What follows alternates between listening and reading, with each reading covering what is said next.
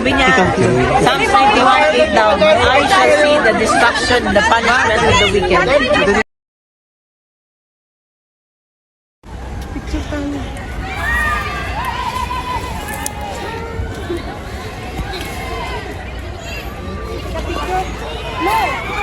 Hindi kami media. Kitty, hindi kami media. Hi, Kitty.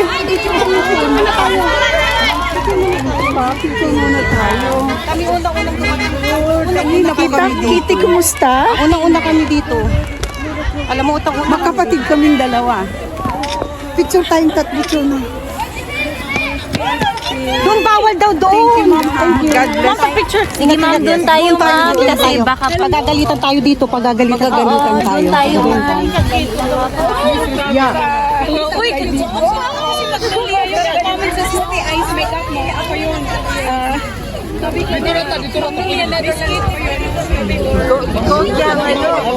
Quote yung Psalms 91:8. Nakalika na.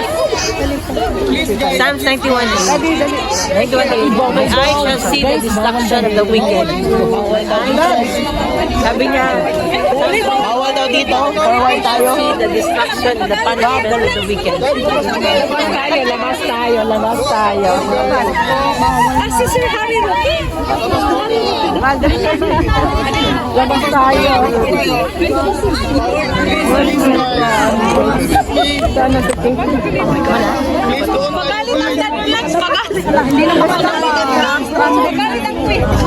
Hindi na ako makalabas.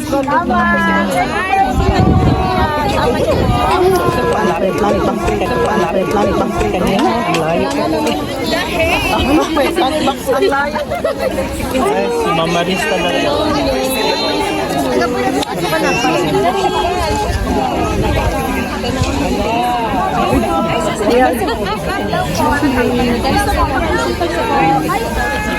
Bye-bye. Bye-bye. Kayo, Secretary.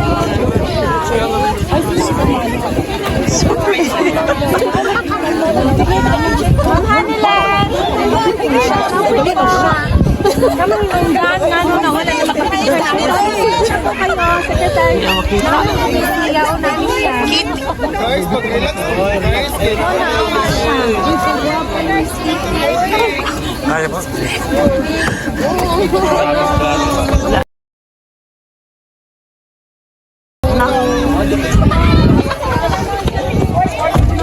Bye, ma'am. Bye.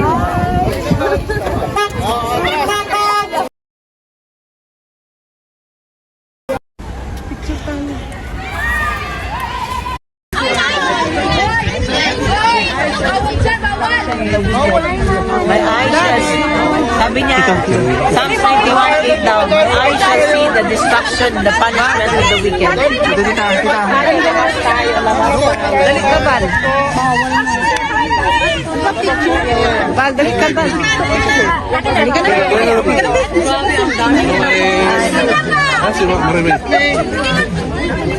Balloons, cakes, birthday greetings, birthday cards. Thank you so much. Yung mga dumayo, yung mga taga-Pilipinas, nasaan? Thank you so much. Yung mga dumayo, yung mga taga-Pilipinas, nasaan? I need to lumipad from the Philippines.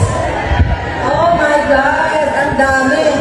So, thank you so much po sa lahat ng aking mga kababayan. Masyado bang malakas yung boss? Balloons, cakes. It doesn't have to be 30,000. They have to prove that it's systematic. Sabi sa press conference. Yes, but you have to prove that there were 30,000 victims. So how can you prove systematic killing of 30,000 victims if you do not have the names of 30,000 victims? So, really, truly, wala naman kaming magawa sa media, pero nakikita ko talaga sa lahat ng articles, war on drugs, killing thousands, and yet we have 181 pieces of evidence, and we don't even have victims. 43 counts of murder. Not even 50. So where is the system there of killing thousands? No. Sorry. Bobo yung abogado nila. Ma'am, last na lang po ngayon.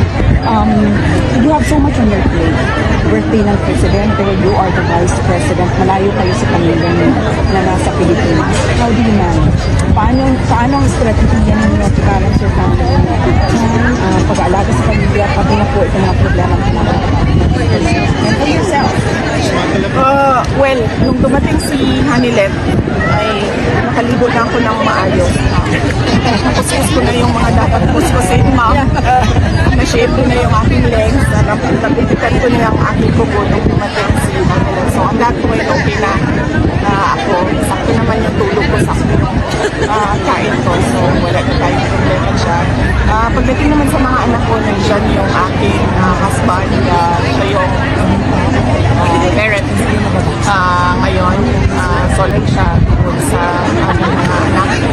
At pagdating naman sa trabaho ko sa Office of the Vice President, dahil nga konti na lang din ang project namin ngayon, ay kaya-kaya nila. We do it remotely.